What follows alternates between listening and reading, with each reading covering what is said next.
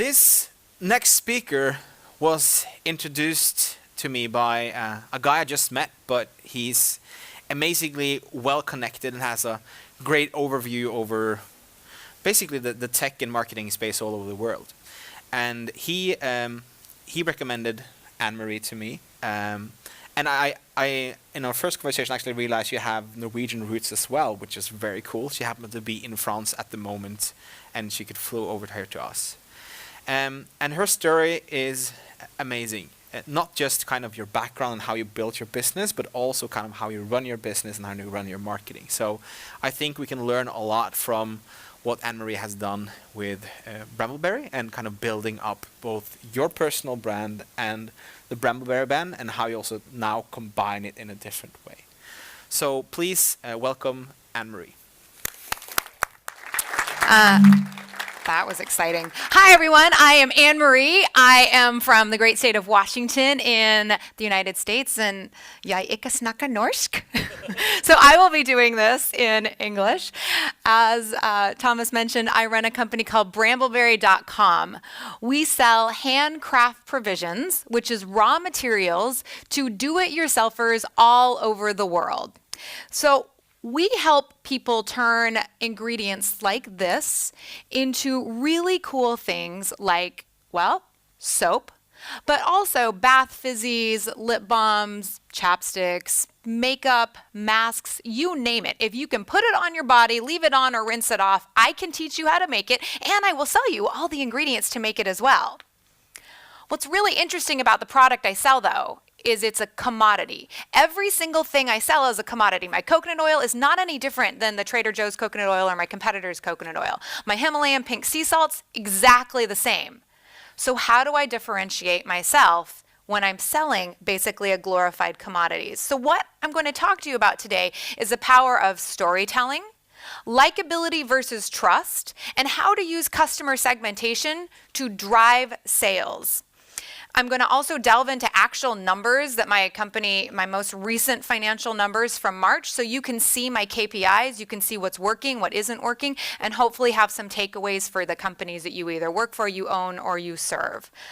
My company's revenue currently is around 22 million. We have about 100 employees, but it definitely did not start that way. That is me when I was 20 years old, starting my company from my kitchen, after my chosen career as a correctional officer did not work out. It turns out that I was unable to make the kind of changes that I was hoping to make in the correction system. And the despair and misery was so awful and depressing and overwhelming that I did something truly desperate. I started my own company. I put $15,000 on a credit card at the age of 20 and put up my first website. I coded my first 2 websites myself. I bootstrapped every single thing about Brambleberry. I've never taken venture capital. I have no partners. I had nobody to fall back on then. I have nobody to fall back on now. And failure was not an option back then, and it's certainly not an option today. I really quickly realized back then, though, that on the internet, relationships are really, really, really, really hard to form. People can't see you smile. They can't see you lean in. They can't see your body language being open and expressive and happy. They only have words, and they only have pictures. And if you're lucky, they have some user reviews. So I set about back then trying to figure out how in the world I was going to get people to actually buy from me. And it's funny that we just talked about how to get consumers to help other consumers by building community, because back when I started, community was all there was. There was all these chat rooms and forums. AOL, you guys, was still a thing. There was still AOL chat rooms. And so I went into those chat rooms and I started trying to be helpful. I would answer questions without being salesy. I would cheer people on. Those little points that you got for being helpful and all that, man, I amassed them like candy. And that's where I started developing this concept that people would buy from people they liked. And so I went about starting to become likable. And I started teaching classes and learning even more about my craft. And that's when I named myself the Soap Queen. And so Soap Queen was this kind of persona that I started. And I had to go buy the website domain name from someone that was, of course, squatting on it. And then I started blogging. And I utilized technology as a way to be even more friendlier, as a way to build even more relationships. And so I used this blog as a way to create relationship by talking about my life, about things I was doing, the workouts I was doing, what I was cooking. Literally, I would put recipes up there. I would teach people how to make soap, but I was really using this as a way to create community and connection with people because I believed that people bought from people they like. So you can see there they have, I had a poll, is Anne Marie going to have a boy or a girl? That was when I was pregnant with my first child. Of course, like all first moms, I thought that I was the only one that had ever been so excited. So I put the poll up and lots of people voted to tell me if I was having a girl or a boy. And this really worked. This whole concept of talking to people and having them talk back really worked. People really liked me, and they were buying from my other company, Brambleberry.com. You see, I did SoapQueen.com as a completely separate brand because I wanted it to be agnostic. I didn't want it to feel salesy. I didn't want it to feel like I was only having a relationship with them because I wanted to buy from them. Because I believed that the art of reciprocity, meaning I've done something nice for you by teaching you something, so therefore you are going to do something nice for me by buying from me, I believed that would kick in. And they would leave SoapQueen.com and go to Brambleberry.com and buy. And they did. That actually worked pretty dang well. And when I had my kid, this is Jameson, I of course did what all new mothers do. I hollowed out a gourd. I stuck my newborn baby inside a slimy, cold pumpkin and took a picture of him. But what that also led to was our customers creating the same replica out of soap, more than one of them. You guys, people don't do that unless they feel deeply, deeply connected to you. Unless this relationship thing is working, they're not going to spend hours making a soap tableau of a baby and a pumpkin, which is and so this felt really good and it felt really right. So then I did that more. YouTube came around, and so I started a YouTube channel because what better way to now show facial expression and be able to lean in and teach something that was hard. Soap making for future reference is hard. It is awesome, but it is hard. And teach something. So I started a YouTube channel. That way I could utilize technology even more to up that likability factor and to keep having those relationships. And for a time it worked. It worked really well. I made a lot of new friends. Brambleberry was growing. It was very exciting. But then the growing kept happening. And I realized that something was going to have to give because this was not going to scale. Because how do you have a relationship that feels authentic and real when every single person has the same relationship with you? Everyone was getting the same broadcast out, and it wasn't working as we scaled. Because how do I connect with a 20-year-old millennial who never wants kids, who lives in an apartment that's 200 square feet, when I'm a mom that lives in a rural area, and that's what I'm talking about? And so that's when we started really trying to, as a team, try and figure out what the next step was.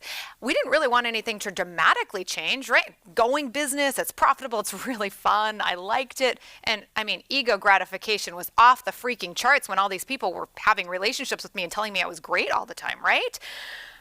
So we went and we started trying to figure out what the next level was. And we decided that that next level was trust. So we slowly started changing from people buy from people they like to people buy from people they trust. Now, trust is a really, really loaded word, right? You trust your spouse. You trust your friends. You trust your government. Well, unless you live in the US, in which case you do not trust them anymore. But what is trust when it comes to commerce? And how do you build trust when it comes to just a straight up financial relationship?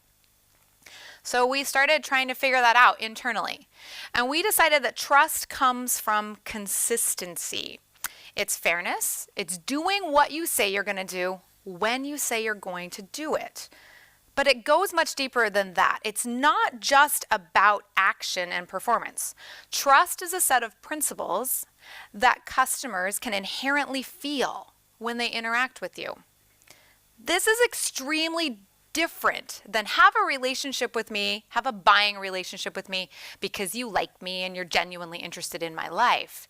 No, this is about replicatable things the entire company can do. So we started making changes, and they started really small. They started like with changing our Brambleberry Twitter account from my face, all about Anne-Marie, to Brambleberry.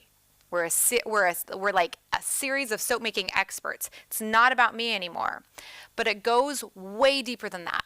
As soon as we decided that trust was going to be the factor and the basis for how we're going to move forward with our sales cycles, we set aside a large amount of time to build out a set of values and core principles that our customers would be able to feel and our employees would be able to replicate. So our value system, we use a framework from Simon Sinek, his book called Start With Why. We spent about 16 hours off-site as a team, the management team, the core team, trying to figure out exactly what we stood for, what we wanted to stand for, what we wanted our customers to feel when they interacted with us. It took a few months to gel, to really have those crucial conversations that weren't always easy, to wordsmith all of this. And then we set about doing this with the entire company, having smaller group meetings, talking about what this really meant. We have external values. These are our external values that we want every single customer to feel when they're doing business with us. And then these are our internal values. These are how we treat each other internally, how we talk to each other, how we hire, how we fire, how we give raises, how we give performances. When you treat each other internally very consistently, that consistency also flows outwards to the customer.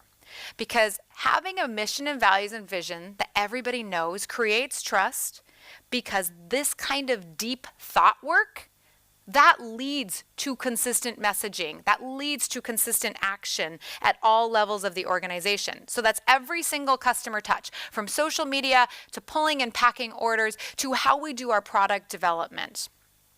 And so your product development should always start with your values.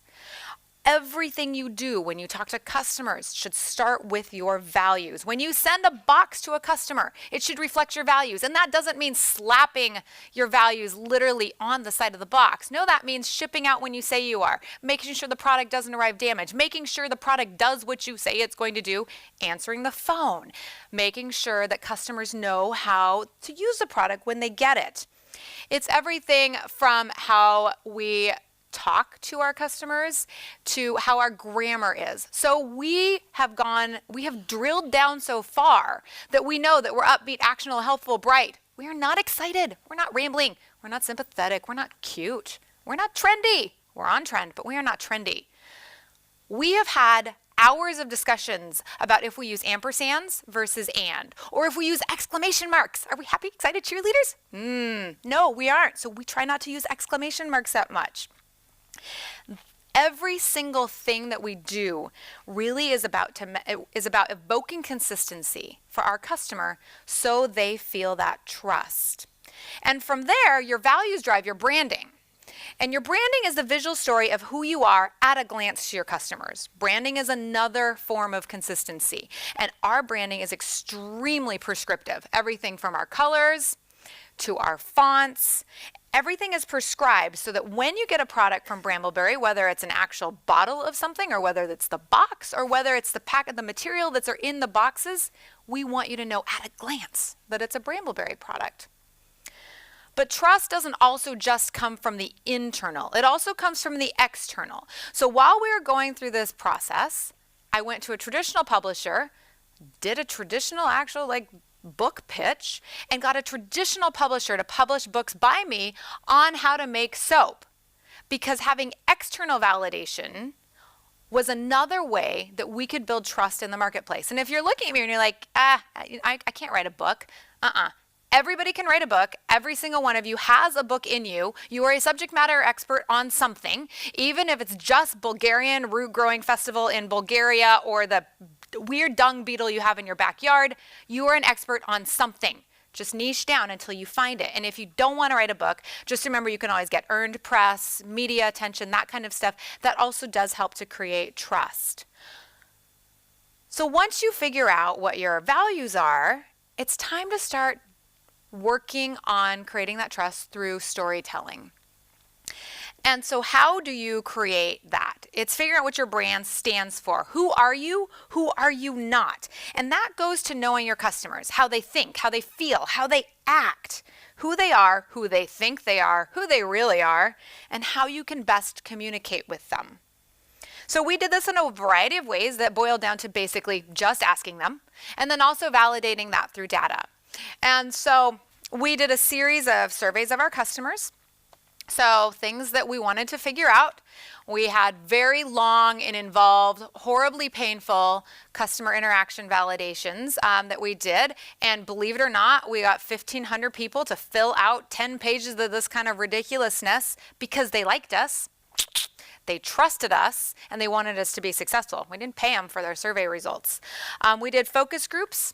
We watched people through one-way mirrors. We videotaped people opening our boxes for the very first time, non-soap makers, to see how they fumbled, where they made mistakes, if our instructions were good enough. Spoiler alert, they weren't. We also then took that information back to the team. We all can watch those videos anytime we want our egos to be taken down 25,000 million notches. We also did all the mapping, right? We mapped our customers 5,000 million ways from sideways. We figured out where they lived, what their zip codes were, what their demographics were based on their zip codes. We crazy egg heat mapped. We did everything we could to validate the information our customers were telling us. We sent customers video cameras, 100 of them, and we asked them, please show us the inside of your soap making room. Show us where you're creative. What does creativity mean to you? Tell us a story of how being creative has changed your life. We did that for 100 of them. And then we made the best, most cry-fest video of all time that we can always show to our team whenever anybody's wondering why they're selling soap making supplies and spending their life packaging things in boxes. We can show them this video and be like, that's why you're doing it. This is why you're doing it.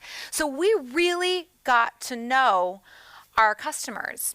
But because anecdotal information is only one piece of the puzzle, we also use data mining to figure out information and validate what our customers were telling us, right? We all want to believe that we eat our 7 servings of fruits and vegetables a day, but we don't. So how, I'll tell you I do, but I don't do it. So I watched my customers, I listened to them, I read all their survey results, and I also know that they are also giving me their best foot forward at all times. So we used real data to validate what they were telling us. And then from there, we came up with customers that we were currently serving and serving well. And we came up with customers that we weren't serving and we really wanted to start serving. Is anybody in here using customer personas? Okay, good. So there's a few of you. I'm going to go into what customer personas are. Customer personas are a lot more than just saying, my customer is a female, she's the age 30 to 55, and she makes between $50,000 and $110,000 a year, and she has 2 kids. That is not a customer persona. A customer persona is psychographic information. It's how she thinks, how she communicates. In our case, 97% of our customers are females, so I always talk about she. That's how she talks, how she thinks, how she communicates, where she shops, how much she hangs out with her friends. It's every single thing about her. And so we have 4 customer buckets. This is Brooklyn. Brooklyn is who is a millennial, and she does not shop with me. And if I cannot convince her to shop with me, I will not have a company in 20 years. I need to figure out how to get Brooklyn right now. She's happy, she's upbeat, she's optimistic. She is all about diversity. She's all about sharing. She's all about collaboration. She's really funny, and she's not crafting. Then we have Lauren.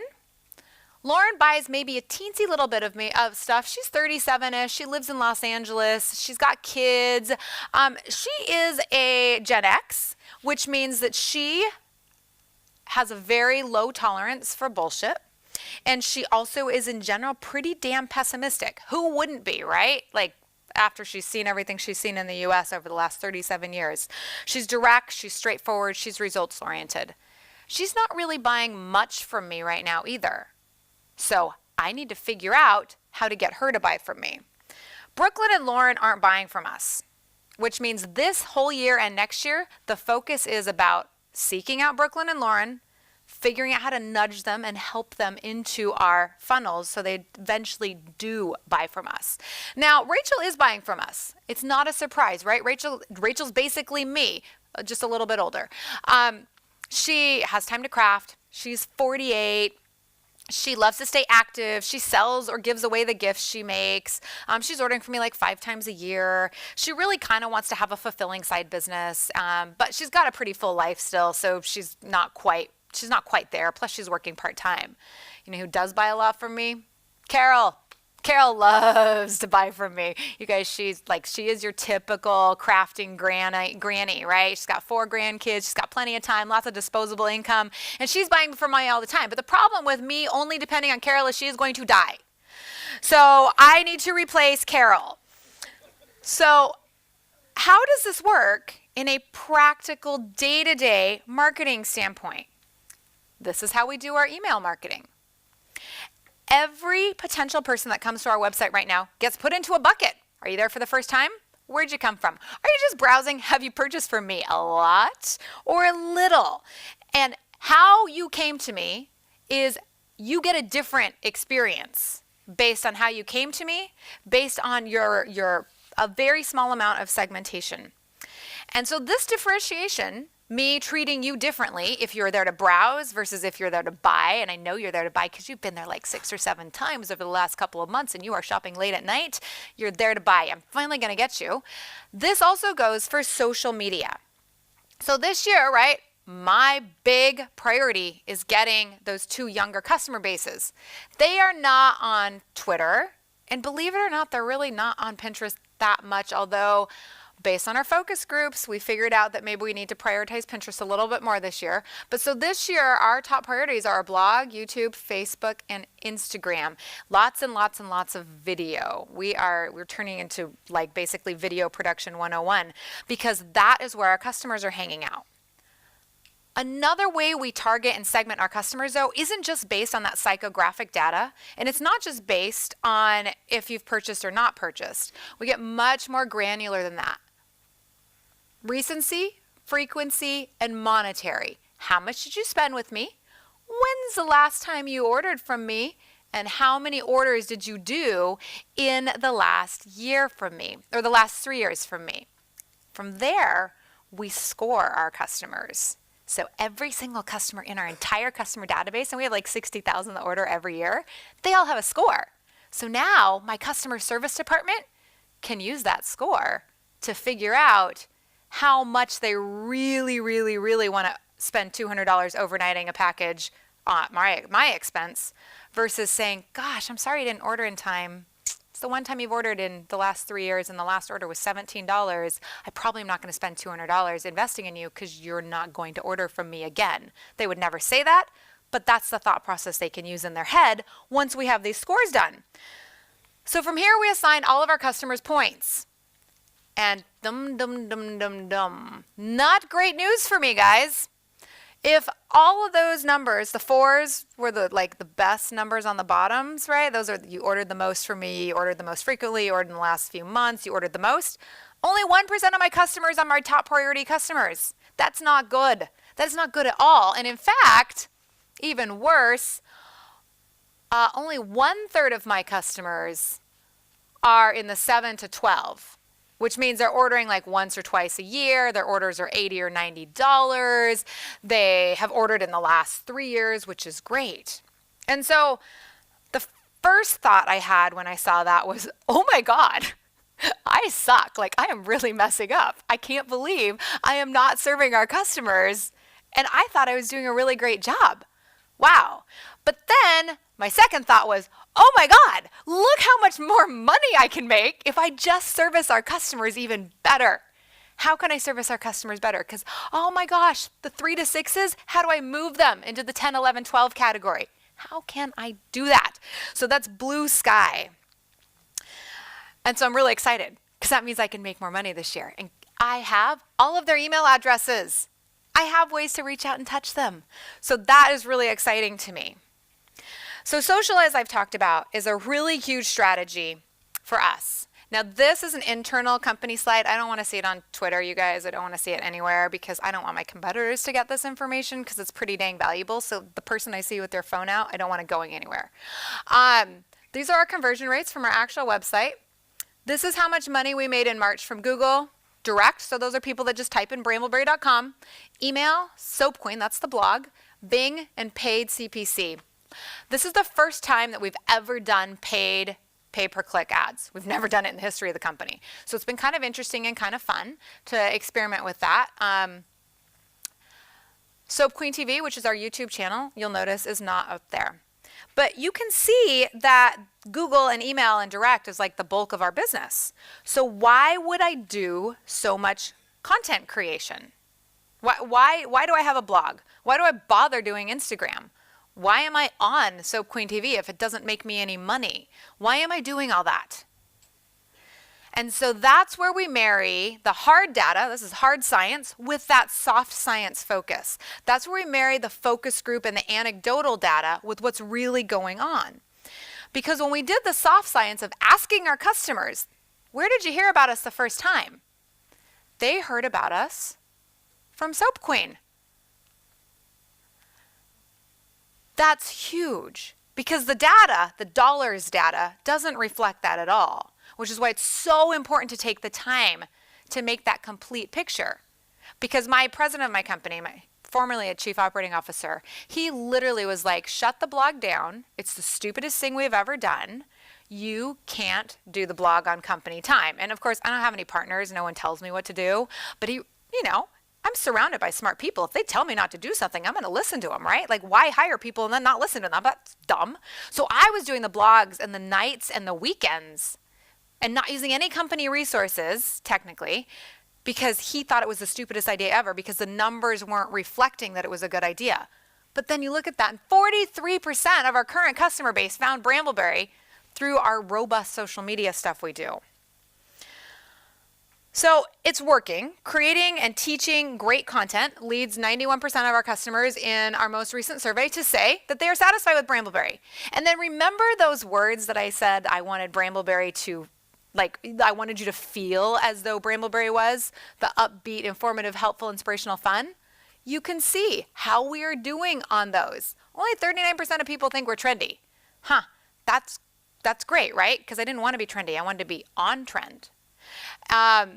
Dated? Yikes, that would have been horrible. So we are able to confirm based on the consistency of our language, consistency of our branding, consistency of our service, and consistency of our storytelling that we are doing a good job communicating those things to our customers. Now, with our content, we don't just do any content. Of course, we keep all of our customers in mind when it comes to all of our content. But this year and next year specifically, we are really focusing on getting that younger generation of crafters into our funnel because remember, I will not have a company if I don't get them in. And so this is our content formula. We have a formula because when you have a formula, other people can do it. I don't have to do this stuff anymore. I am able to have someone else do it because I have content pillars. When you see anything that Brambleberry is doing on any of our social media, it will always fall into one of these content buckets. And yes, Anne-Marie is still in the role model soap queen persona. It's going to take many years to get me out of that because I spent a lot of time building this company up around me and my brand. So now we call ourselves a collection of soap queens, and we are letting other people onto our social media pages, not just me. And then education is still always a major focus for us, right? Because we want to be helpful. People can trust our information. And then finally, user-generated. This is both Brambleberry, they put me on their Instagram page. I'm doing something great. I feel so good. I feel connected. And it's also a way for us to validate what customers are doing with our products. It's a way for us to show other people that other people are being successful with our product. So it's almost like a little mini ad every time we do a user-generated content. And that sort of consistency of message does a few things for me. It means I don't have to do all the things for myself because there's a prescription I can give for other people to follow. It ensures consistency. And remember, consistency builds trust. And it builds out our library in a very deliberate manner to attract Brooklyns and Laurens. And let me just end very quickly by showing you our newsletter information. So we also do segmentation when it comes from newsletter. This is another internal company thing. Please do not let this get out on social media. I never want to see it anywhere. Mostly because my team also doesn't know I stole it from them.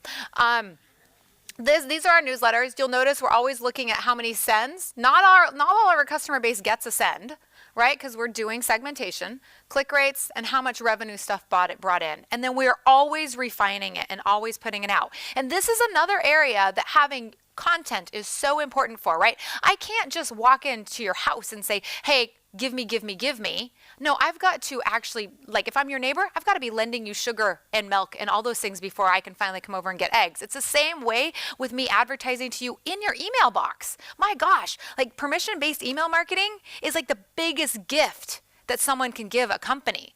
But that doesn't happen without someone not trusting that you're going to give them great content. And so by me producing good content and consistent content everywhere, that's how I get people. That's how I get 238,000 people to say, yes, you can have my most precious possession, my time, because I'm giving you my email address.